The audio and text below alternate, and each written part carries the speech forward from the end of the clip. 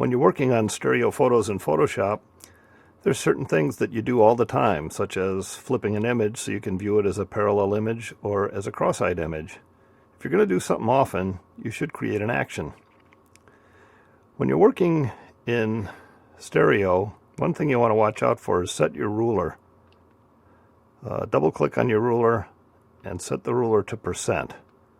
If you've got it set to pixels or inches, when we select half an image, we'll actually be selecting half of that particular image. We want to select a generic 50% of any image.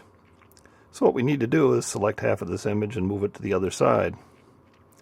One of the other things is we have to do that selection quite accurately, so let's take a look at the info palette so we can see exactly what we've selected.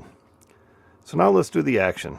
Click on Actions, New Action. Let's give it a name. We'll call it Flip. And let's give it a function key. Let's call it F3. And hit Record. You'll see the little red icon come up down here, indicating that everything we do from now on is being recorded. So, if we try to select the left-hand side of the screen using the selection tool, it's going to be very difficult to do it. Let me give it a try. See, I got 49.9% and 99.8%. Not quite right.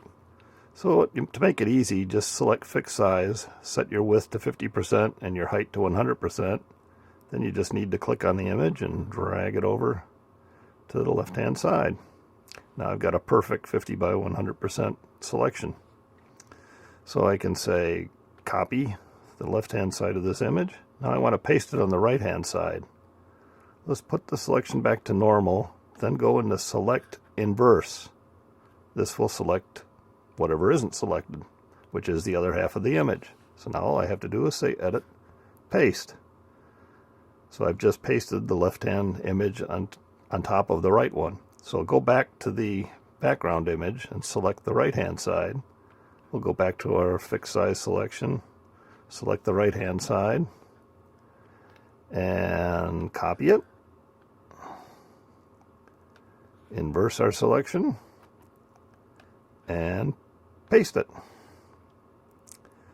So now we've got the image reversed. Go into our flatten image mode, flatten it back. Now go back to our actions and hit the stop button. That will stop it from recording. So we've now got this action called Flip, and if we double click on it, we'll see that it's defined as function F3.